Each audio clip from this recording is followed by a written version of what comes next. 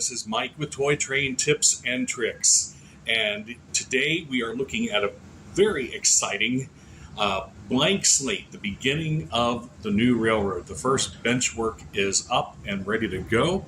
And so before I get into the nuts and bolts of laying track and such, I thought it would be good to just stop for a moment and look at some of the elements of design that I'm putting into this layout that I have lessons that I've learned from both the previous layout and others, things that I'm keeping, things that I'm changing, and why. And so to help you as you go about designing your next railroad. And so the first lesson I've learned is the value of modular construction. The previous version of the layout, the house that we moved into, we figured that we were probably only going to be in that house for, say, 5 to 7 years. And so knowing that I was going to be tearing down a layout and moving, I wanted something that I could pick up and move pretty easily.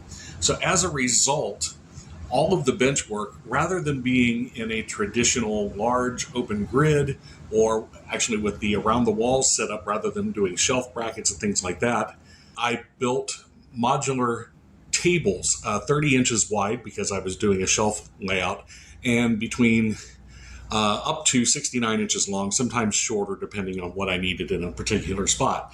So these individual tables, all with their own legs, all with their own substructure. So it was overbuilt from the beginning, but what I found was when moving to the new house, not only was it easier to take it apart because I used a lot of bolts construction rather than screws and nails, I was able to take the tables apart, and my original plan was to take them legs and all, but I found here at the new house, the floor plan didn't allow for going around the corner with the legs on, so I did have to remove the legs.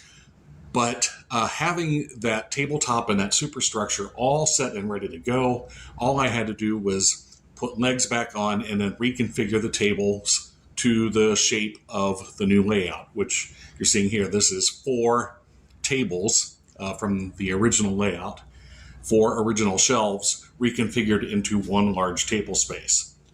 So I can't emphasize enough that this, while the initial construction used more wood and a little more complex than most, it has paid off in the short amount of time it has taken me to get up and running with new bench work on this railroad.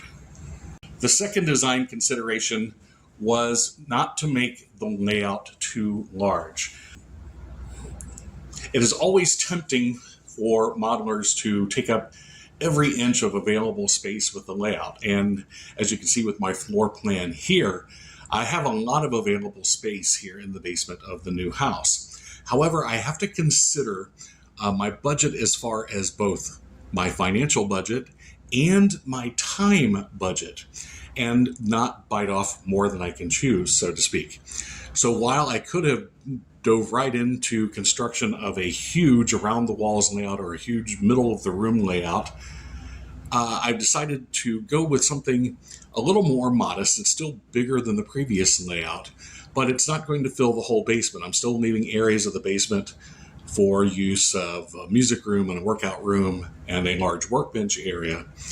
And maybe later on, I will expand into those areas, especially after my twin teen boys move out of the house here in a few years. But right now, with my time budget, including the aforementioned twin boys, my work responsibilities and such, I just don't have time to devote more than 3 or 4 hours a week to the model railroad. Maybe someday when I'm retired, I can devote more like 30 to 40 hours a week to it. But right now with that limited budget, I'm looking for something that I can manage, something smaller. So keep that in mind, that while we all want to have the warehouse-sized monster layout, be reasonable with expectations as far as how much time and how much money can you actually devote to your model railroad at the time, and that will help you with your planning.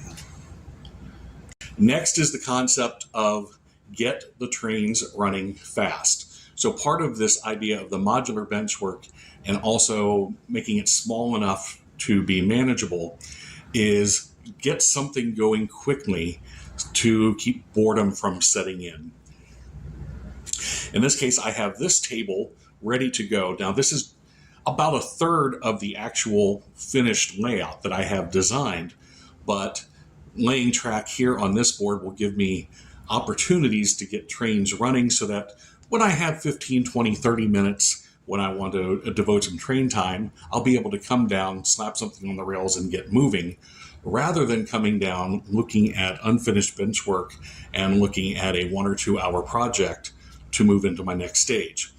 Oftentimes, when we have those roadblocks, it leads to disinterest in the layout. It leads to burnout. We find that we can't have these little moments of enjoyment that help keep us motivated to construct the layout. So get running fast, and you can always expand later if you have the time and the budget. Now, regarding the track plan, the biggest thing that I was lacking and the thing that I missed while operating my previous layout was, since it was a narrow shelf, it was only 30 inches wide all the way around the room, there was really no way that I could work in a functional reversing loop into my track plan and still have the yards and the switching and the 2 main lines that I wanted.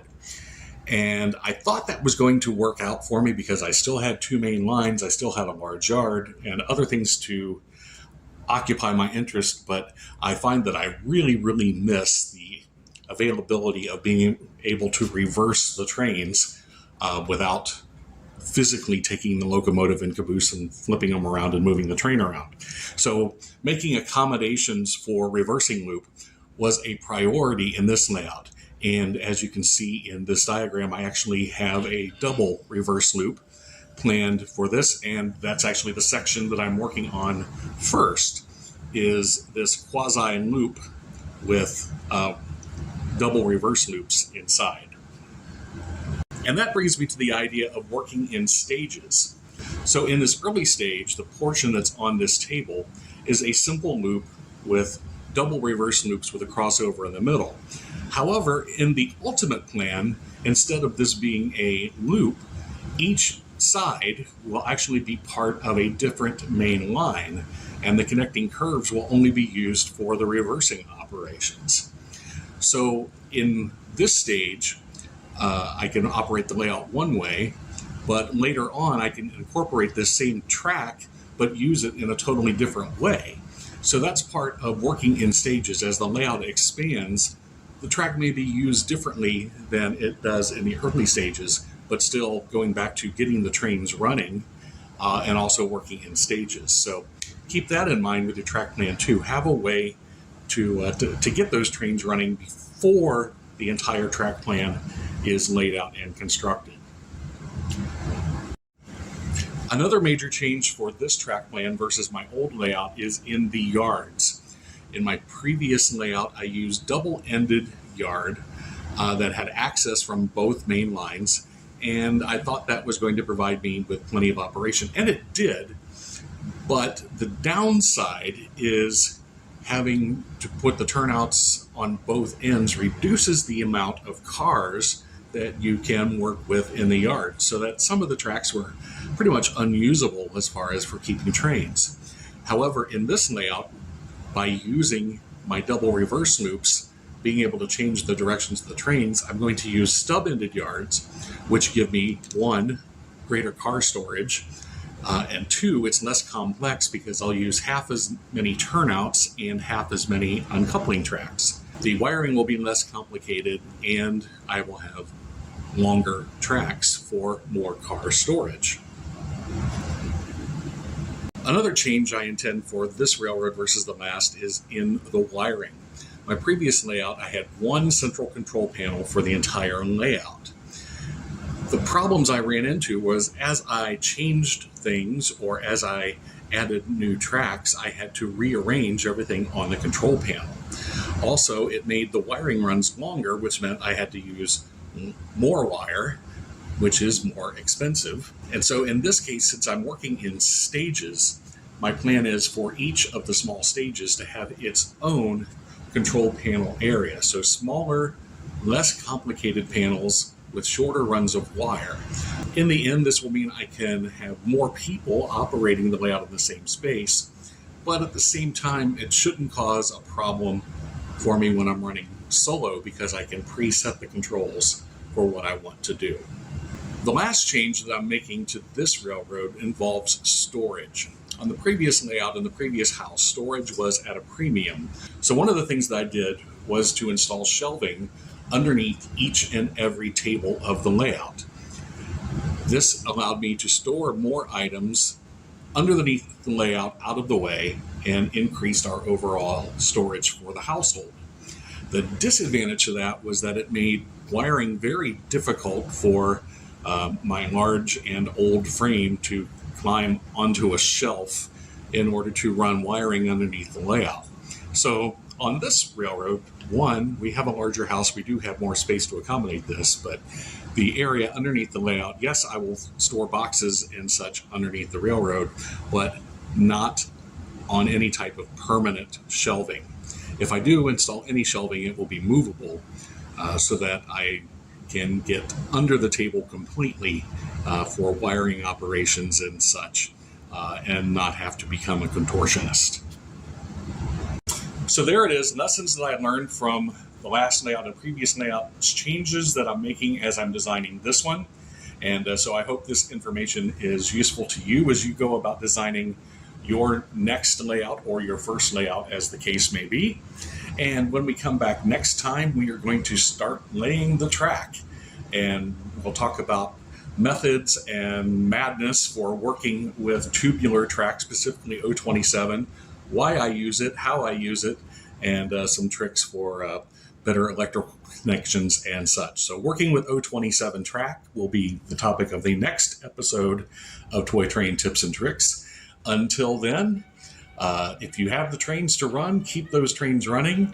And if not, well, let's get those layouts started so that we can run them too. So until next